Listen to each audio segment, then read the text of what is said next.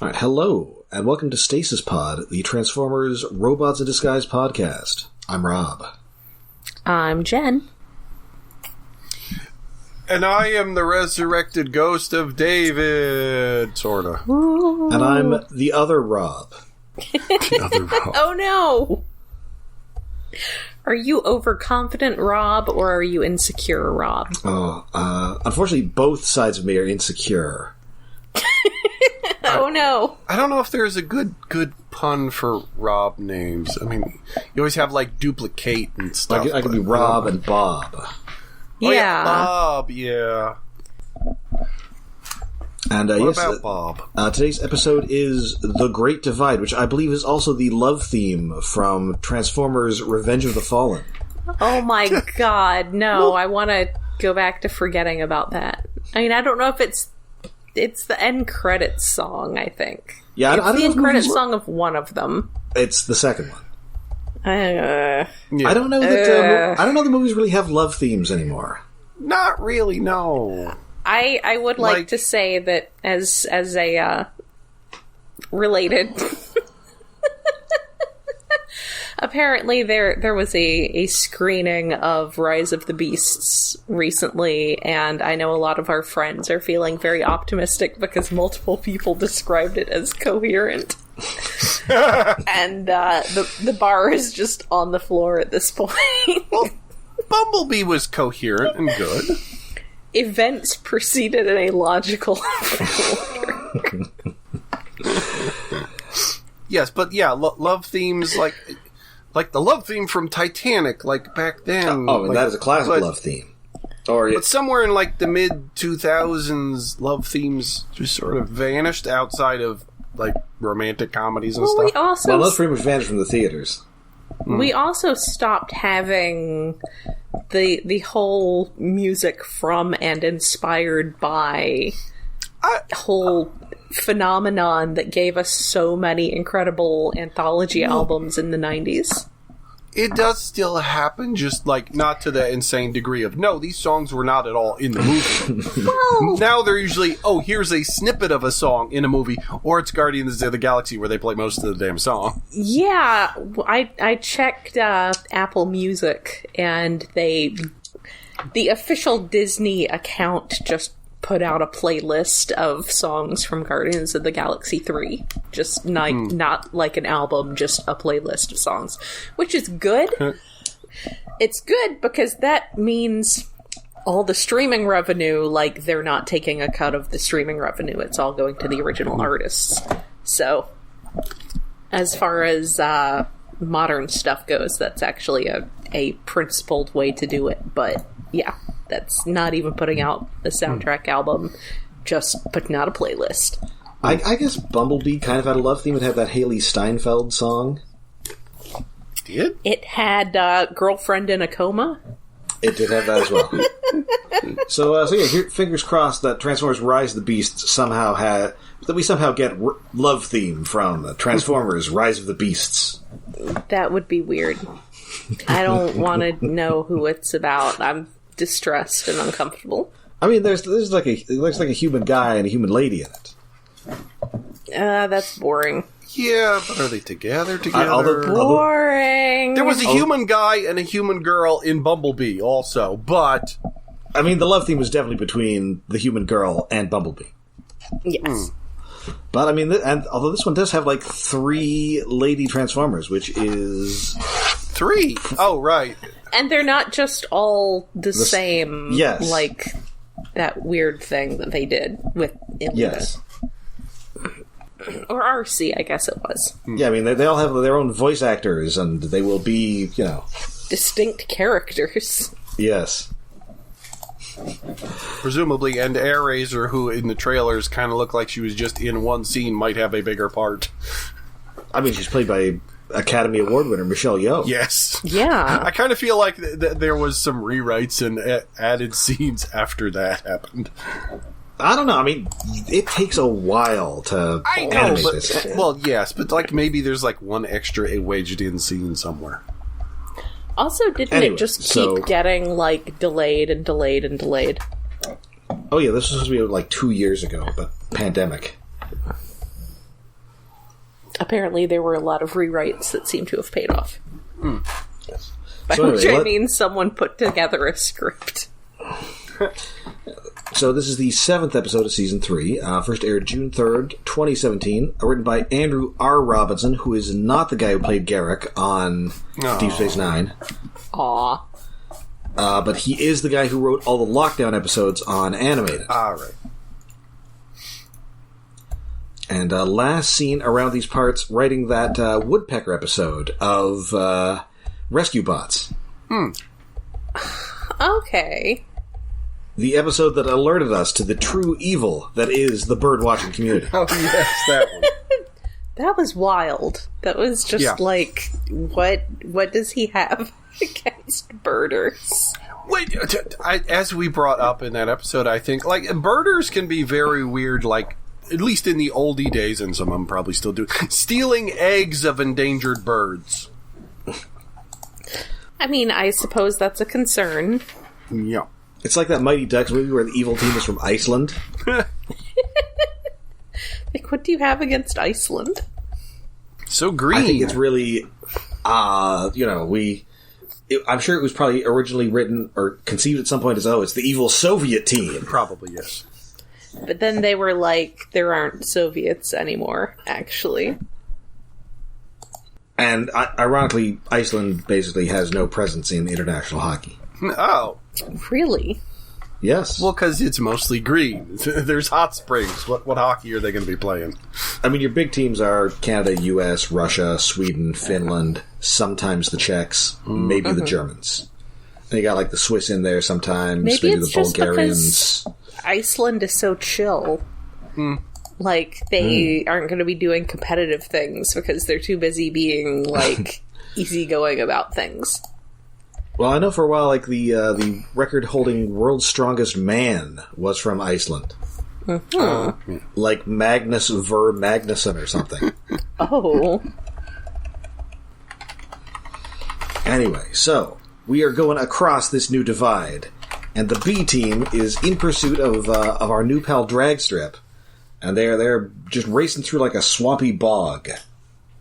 Yeah, they are not equipped for this terrain. Yeah, they're down on the bayou for some reason. Yes. I'm just thinking of one of my coworkers recently who, like, had to swerve off onto the shoulder to avoid hitting something and sustained, like, $1,000 in undercarriage damage.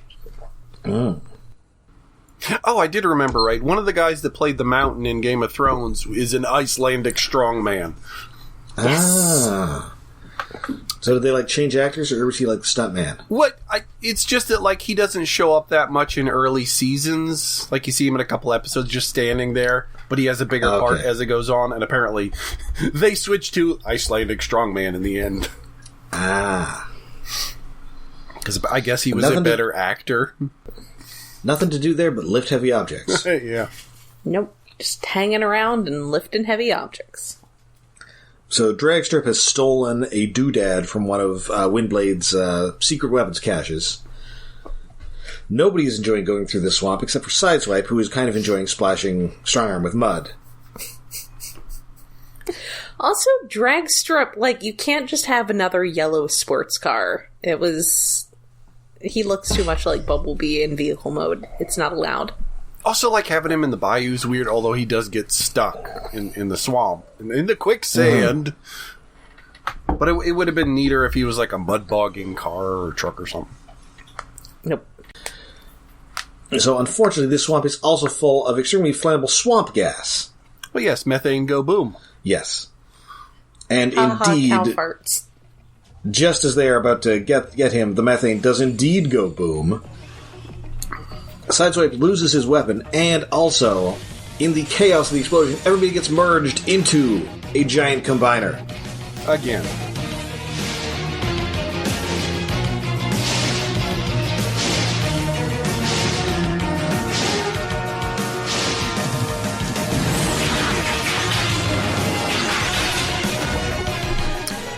Also, we have our lurking, mysterious Minicon friend hanging around here. Yes. This is Trick Out again. So, it's the same. I thought it was a different one than last time. It is the same guy.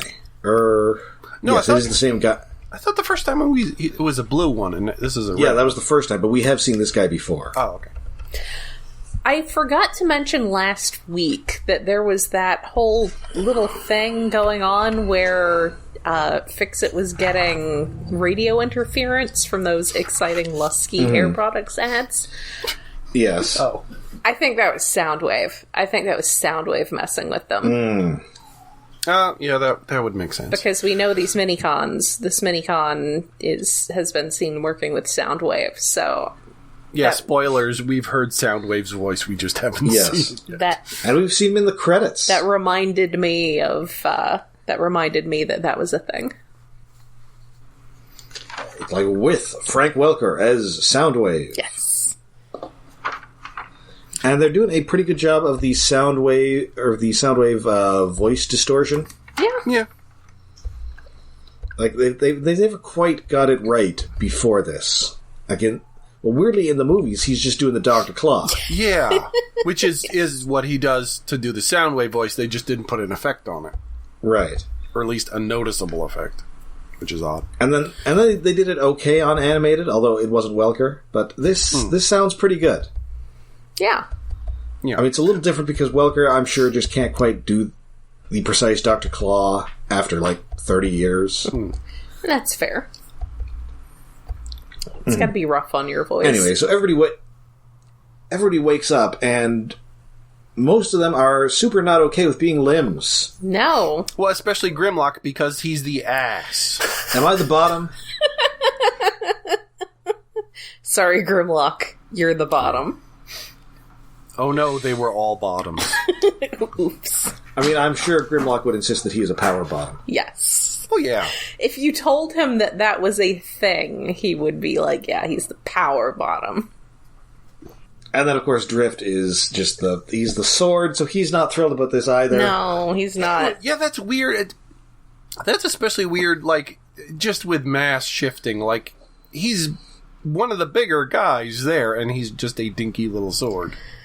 I mean, we see, there are yellow parts on the Combiner's hands. Yeah. So it's possible that everybody's mass is kind of shifting around. I guess. And that's just the part of Drift where his consciousness lies. It is odd. It's important not to think about this too much. Yes. Yeah. But I do find that to be, appropriate to his... Because he's not, as much of a part of the team as everyone else. So he's there, but he's kind of an accessory. His mind is honed to a sword edge. Yes. So it's appropriate. But yeah, they're unhappy to be stuck together and covered in mud. Well, they kind of just have a crazy freak out where Bumblebee's just sort of fighting his own limbs. Yeah. It's very Evil Dead 2. Oh, that would suck if he had to, cut the others off of him to disassemble. So finally, he's able to sort of command everybody into, sort of walking around very awkwardly. And they crash into a tree and they separate, but something has gone wrong because you've got Bumblebee, you've got Grimlock, you've got Drift, you've got Strongarm, you've got Sideswipe, and you've got Sideswipe. we have surplus to requirements of Sideswipe. It's an enemy within. Sure. It's a Star Trek episode. Oh, okay. Oh, that's the one where there's two Kirks. Kill us both, Spock. Strongarm says that she's had nightmares about this exact things. Yeah, it's a very common trope to like have a character split into two or more parts or have a clone, but this is a very weird way to set that up. Well, this is almost exact, and it's almost the exact same setup with the Enemy Within, where there's one Kirk who's like a coward, and one Kirk who's like a rape-happy maniac. Yeah, the personality split of what is good and what is evil. It's like, no, you both suck. That's very normal. It's just that how we get there, everyone gets together, and then we separate and produce extra mass, which is another dude. Oops. Yes. Poor Sideswipe. I mean, presumably the combined form has more and that's how combiners often work, where the combined form somehow is like a huge guy, even though it should be only as tall as one guy standing on two guys' shoulders with his knees. Also, let's not even think about the relative proportions of the aerial bots and their assorted jet modes. They're actually... it's not as bad as the Combaticons. Yeah, anyway, that one's pretty bad. Wait, what was... I had a point. Where were we going? Yeah, my one arm's a Jeep, my other one's a space shuttle. Yeah, one leg is a tiny Jeep, another arm is a space shuttle bigger than everything else. Yes! Anyway, it is kind of annoying that it's Sideswipe, though, since we just got rid of the spare Sideswipe we had in Blur. Strongarm agrees that it's annoying that it's Sideswipe. Yes. Everyone agrees. It seems like it's the easiest choice that let's have two Sideswipes. Like, I think splitting... Okay, anybody else except for Drift would be more interesting. Like, two strong arms, like, what are her opposite poles? I mean, you got, like, fun strong arm. Yes. Well, you have even more, like, rules lawyering strong arm, and then I guess you have the part of her that goes in... would go to the car wash at night. Yeah, I'm thinking you get, like, fun strong arm and then, like, Judge Dredd strong arm. Oh, no. Yeah. Oh, no. Or, like, Bumblebee. You have the Bumblebee that wants to be the leader and the Bumblebee that just wants to be one of the guys. Yeah. Or Grimlock. That could be so much fun with Grimlock. I do like... I don't know what, but it would be fun. I do appreciate that he is at least a complex enough character that you can do a split like this and not like some kind of surface level good and evil kind of split. Because he's a complex guy. Yeah. Yeah, one is very aggressive and then one is just meek and has no confidence. Yes. But it's really just... So they start fighting each other, of course. And he even says the, like, overconfident one is like, it's that voice in my head that tells me that I shouldn't do things. Wait, I don't hear it anymore. So yeah, one Sideswipe is just the voice in his head that's like, maybe chill out. But it's externalized now. So they head back to the base and fix it all. I'm seeing double 4 Sideswipes. Yes. And, so of course he's going to, try and figure out how to fix this whole thing. So meanwhile, we go back, we check in on our Decepticons. Dragstrip goes back to the Decepticon base. Wildbreak is there, and so is their mysterious leader, Motormaster. All shadowy, parked in a garage. Hiding in the shadows. Yes. Wait, does he actually transform, or do we just see headlights? Because I watched this, 2 weeks ago. We just see headlights. I think he hasn't transformed yet. Or at least we haven't seen his full thing yet. Did we see his face or something in the very first episode? I think, episode? in shadow. They're really keeping him a secret. Yeah. Despite the fact that he's just Motormaster. Yeah, yes. There's only so much you can do with that dude. It's not like it's a big reveal that he's going to turn out to be somebody. He's just going to turn out to be himself. Yeah, so he zaps the hapless Wildbreak with it, and it turns out it is a gravitic adjuster. Sure. Gravity, how does it work? It's a gravity thing. Makes things heavier. Basically. So they're tired of waiting around. They've decided that if they control the roads, they control the planet. I mean, that's a Stunticon thing. This is going to come up hilariously in a couple more episodes. It is kind of really, really dumb. And so they decide to strike at one of the targets of Earth, by which I mean the state police. I mean, they stop speeders, so if you're trying to have some sort of highway-based plot, then yeah, you want to take care of the state police. Also, we bought a DVD of Super Troopers at a gas station, and we're pretty sure they're the supreme law enforcement agency on Earth. Accurate. Well, that and a copy of Hot Fuzz. Yes. Well, that's not the state police. That's the, I don't know if they don't have state police in Britain. They don't have states. Yeah, they're... Provincial, I don't know. I don't know. County?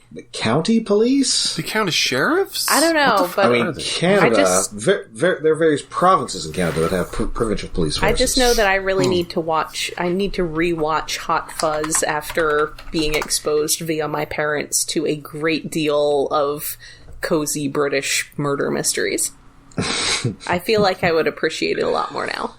Oh yeah, it is one of the best. So yeah, we're back at the base. Grimlock is hugging one of the Sideswipes. Yes. Well, he's restraining one of the Sideswipes. Yes. The other one is the one who needs a hug, as it turns out. Yes. So he's all, we need to work together. We're the same guy. And everyone's all, nah, are we though? Poor Insecure Sideswipe is very insecure about his place on the team. He's just ready for everybody to abandon him. It's so sad. Yeah, this basically, Grimlock is restraining one of the Sideswipes, and it basically turns into a therapy session. Between Sideswipe and Sideswipe. So meanwhile, Fix-It has decided that, the radiation they were exposed to back in the season premiere and their exposure to Heatseeker, who is a combiner, has somehow made them a combiner. Yeah. The trick is how to combine without a giant explosion. Yeah, with added mass. How do we do that? Can this either or will we just have an extra arm? Can this either be removed or controlled? Because spontaneously doing it without warning is not going to work. No. So, so indeed, Sideswipe is missing his weapon. Neither of them has it. We get a cutaway, and we do find out that the Minicon has stolen it and is taking it back to Soundwave, who only needs one more to complete his evil plan. Dun dun dun. Whatever that may be. You gotta have an evil plan. Trying to Google what the fuck they are in Hot Fuzz is annoying me, so I should probably stop. All I can get is constables, and he was a Metro Police before he was promoted and transferred to the middle of nowhere. Constable. And also Drift has a pretty good quote here where he's like, unified, Sideswipe is barely tolerable. Divided, his two sides are maddening. Yes. Yes, they are, Drift. So, indeed, this highway patrol station is being gravitic adjusted. So the whole team has to pile out there, including Sideswipe, who was initially going to stay at home, but Strongarm does say that we could probably use an extra hand or two extra hands, an extra body, and if one of you just dies, that'll solve the situation very quickly. Oh no. So yeah, this state trooper station is pretty much destroyed, and pretty much everybody has evacuated, saving us from having to animate any humans. Yay! Always helpful. Must have been one of those automated state trooper stations. See, fully automated state trooper stations are a real thing that totally exists. Also, I'm trying to remember. I think it was Bumblebee who refers to the Sideswipes as Sideswipeses. Yeah, how do you pluralize that? Sideswipeses. Sideswipe? No. Yeah, so Strongarm and Sideswipe are sent to make sure that everybody's out of there, even though one of the Sideswipes objects because, hey, what am I, a rescue bot? Yeah. Again, we just had Blur. I guess that's how he knows what a rescue bot is. Do I look like I'm constantly besieged by the peril of... uncontrolled technological advancement? A bunch of stupid townspeople? Also stupid townspeople? Also a couple of crime druids? Oh, to have stupid townspeople. Other than, cops we vaguely see, or state troopers, we don't really see people in this episode, and... Have we seen Russell and Denny really in the last few episodes?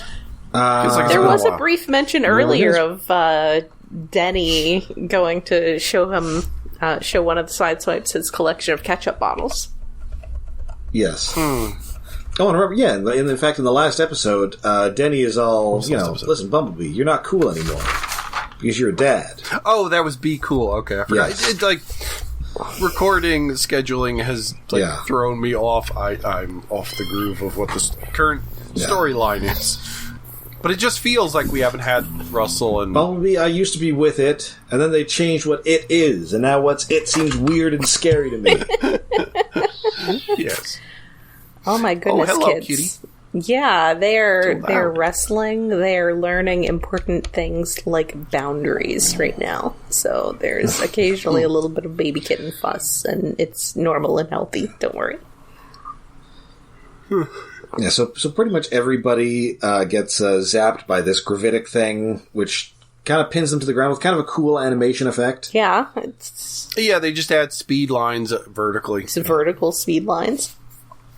It's very basic, but it looks good, and they end up in like Yamcha craters. Yeah. And then Dragstrip's all, hey, this thing will make me king of the world. I'll be the new leader of the Decepticons. Yeah. I mean, he's not quite... He says something about being, like, senior lieutenant or something, so... He's not quite that ambitious. He's fairly ambitious. Yeah, he hasn't gone full Starscream. No. I mean, I feel that almost every Decepticon, when given, like, an iota of power, decides that this is the thing that will make them the new leader of the Decepticons. Yeah. I wouldn't say every... I would say every other Decepticon. Yes. Like, there's usually the lovable grunt... And then there's the Starscreams all the way down. Though Grimlock's tail gets gravity thingied, and he's just stuck to the ground because his tail is suddenly too heavy, and it's adorable. Oh no, it makes him a tail dragger. He says it's embarrassing. And then a whole does he usually have his tail off the ground as a proper T-Rex should? Yeah. Yes, he does. When he's, like, running. Yeah, I know he runs that way, but does he walk that way? No, he does. Yes. I was just thinking when he's, like, standing there, he tends to be a little more traditional Grimlock postured, but when he's actually moving, he goes up. Well, Godzilla postured. Yes. And then a bunch of debris falls on Strongarm, so she's out of it. So it's all coming down to the Sideswipes. Mm-hmm. They have to save everyone. Also, so Bumblebee gets stuck to the ground. He's like, let's rev up and just lie here. Like, man, that's me when my alarm goes off in the morning. It's being extremely relatable. Speaking of alarms, I should probably set mine for tomorrow. I plan on going out for breakfast early on a Sunday. Oh, goody. Ooh. Are you going to rev up and just lie there? Probably. So the Sideswipes do indeed work together. One distracts Dragstrip, whilst the other, sneaks up and beats him. So they've got the device, they've got this Decepticon beaten. Also, and then the distraction Sideswipe does so by this sad story about how he was, before he, ended up on Earth, back when he was on Cybertron, he was all alone and he doesn't want to be alone anymore, and so maybe he could join the Stunticons, and it's so sad. Sideswipe is so sad. Oh, he's a sad little orphan. He's sad. He doesn't want them to all kick him off the team, and then he'll be alone again, and it's sad. Anyway. He needs a hug. And then apparently he just kind of gets away. Yeah. But we do see one of the Sideswipes sort of fireman carrying Strongarm, which it's got to be difficult because she's a large gal. Yeah, she's a very solid young lady. Yes. So we head back home, and Fixit has devised a way to remerge the two Sideswipes. Although Strongarm was worried that this could end up with 4 Sideswipes, and Sideswipe was worried that this could end up with 0 Sideswipes. It'll solve itself. Everybody's got their own priorities. But don't worry. He ran a bunch of simulations, and in 12 of them, this worked. Yes, so out of 100. It'll be fine. But in the end, they do manage to un-Tuvix him. Or yes. Actually Tuvix him. I guess they Thomas Riker him. Yes. Oh, yeah. Well, yeah. Although I'd probably be spoilers, but Thomas Riker should show up in the new Picard show?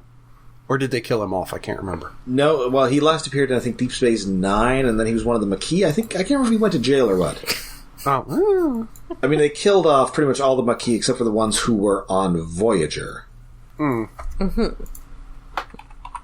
But, I mean, I'm sure, if you ask Frakes to do it, Frakes will say yes. Yes. Yeah. What else is he doing?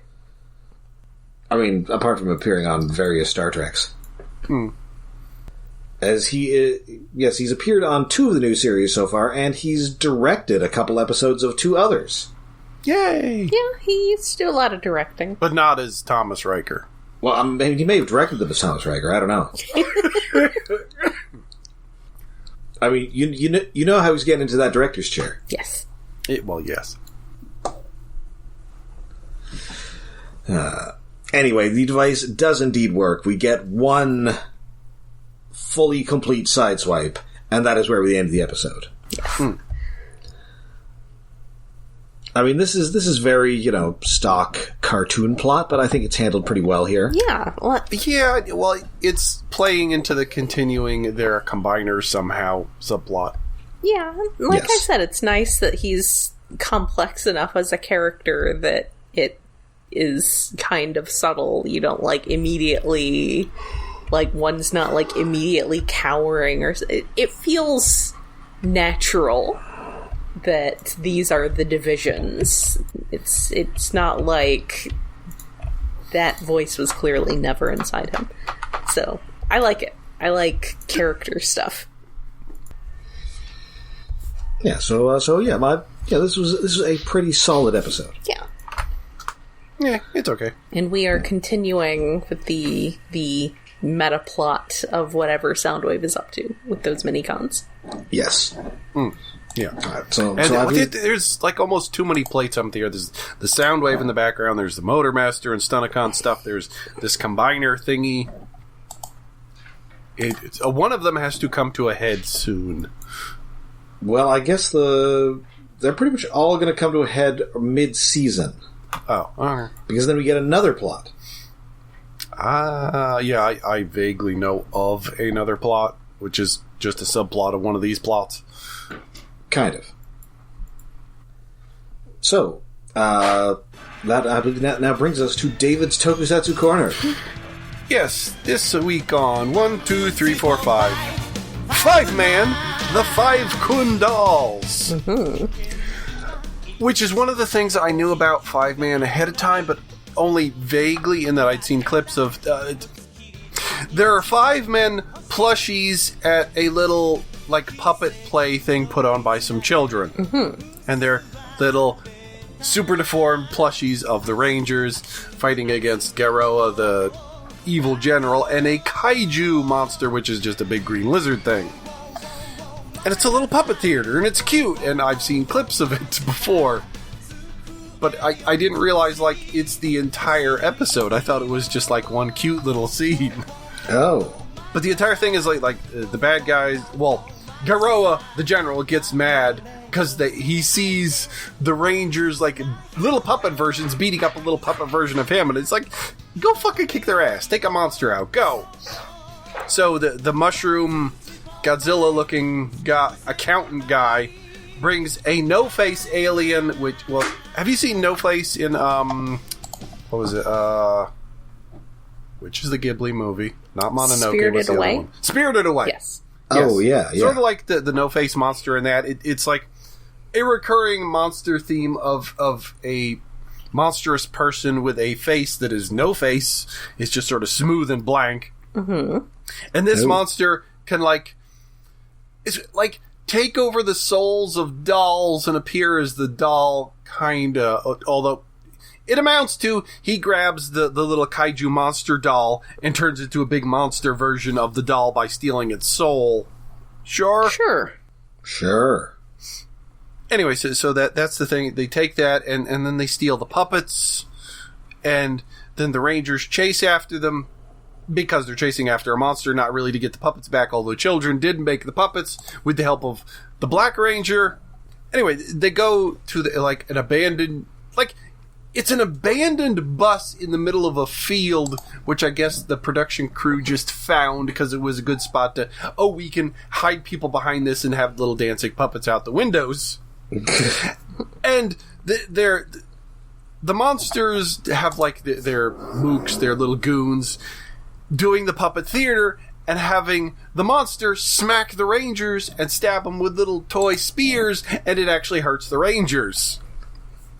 So that's a large chunk of the episode. It is these puppets being abused and the Rangers showing pain as they're stabbed and kicked by puppets. So they're voodoo dolls. And the Yes, and the mushroom monster comes out with a stick, bonking the Ranger puppets on their heads and going, do, re, mi, fa, sol, la, ti, do, as he's beating them up. Wow. And then there's a tickle fight.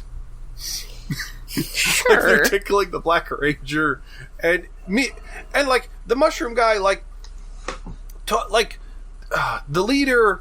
The uber leader of the bad guys is Empress Meadow, who's a giant face in the sky surrounded by rainbow hair. And usually they talk to that over their Arctic base or wherever it's parked. But somehow the mushroom monster was talking to her and she just appears over the field where they're having this puppet theater so she can watch because he called her down. It's hey, watch me beat the shit out of these Ranger puppets. And the Rangers feel pain and she laughs. It's the first time she's ever laughed. This is mean. Very weird. But the Rangers realize because we're voodoo dolling because these puppets have souls and smacking them hurts you. And the Rangers are well, what if we just unmorph? And then they smack a Ranger doll and it doesn't hurt. It's ah! So they continue the fight unmorphed and steal back the dolls. And then have their dolls smack the kaiju doll and it hurts the kaiju monster of the week. I was well, that plan didn't work. And then back at the bad guy's base, Garoa's puppet is also getting smacked, and he's feeling the pain. Mm-hmm. And then all the other bad guys are I'm really glad they didn't make a puppet of us. Billions, my favorite guy who hasn't had enough to do, is this has nothing to do with me, turns around and walks out of the scene. Just nope. Just noping right out. Yeah, I'm noping out of this shit. Just nah. I ain't got nothing to do with this nonsense. Anyway, so fighting happens. They kill the monster. It gets absorbed by the Stay Puft Marshmallow Man, grows big. And they use their new Galaxy Shuttle 5 Robo thing to start the fight, but they end up combined. But I didn't... Either I forgot, because it has been a while, so I skipped the last one and we've had scheduling issues. Either it's new or... I missed it that the new 5 Robo has a theme song. I mean, it makes sense that the new robot has a theme song. I just don't remember hearing it before.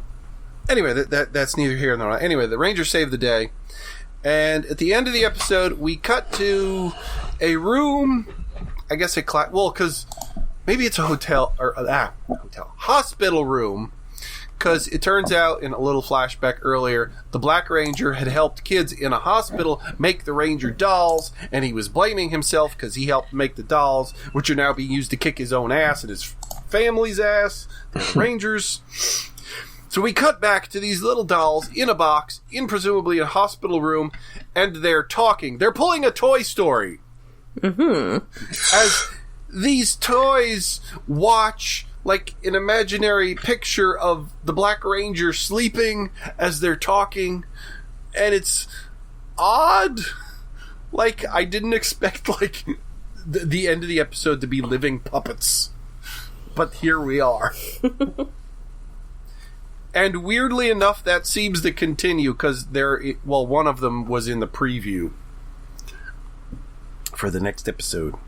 And I should shut up before my voice hurts. Just the rest of the series. It's going to be puppets. All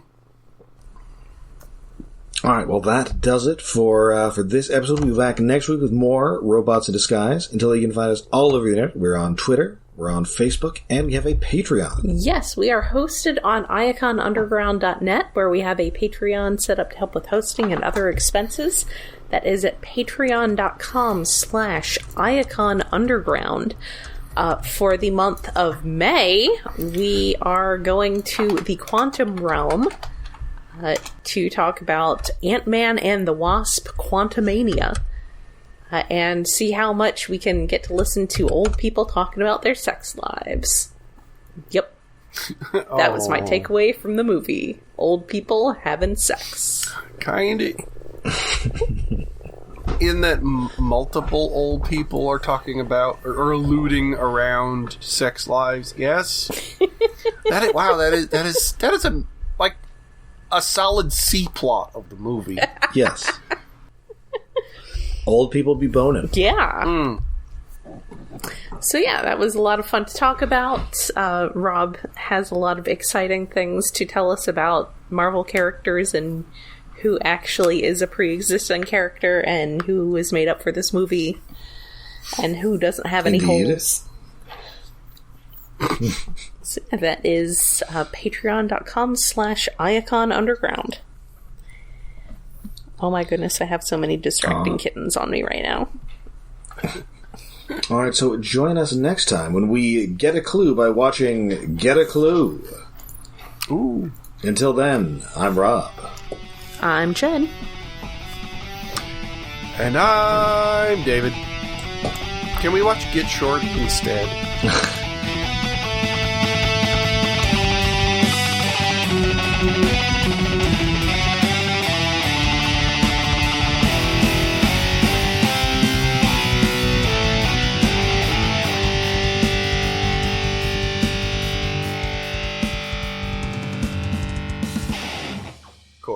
All right. Oh, I need to watch that new Muppet Show. It's good. I've been enjoying it. Okay. Since apparently I presumably can't watch Willow anymore. Alas, no. Which I forgot.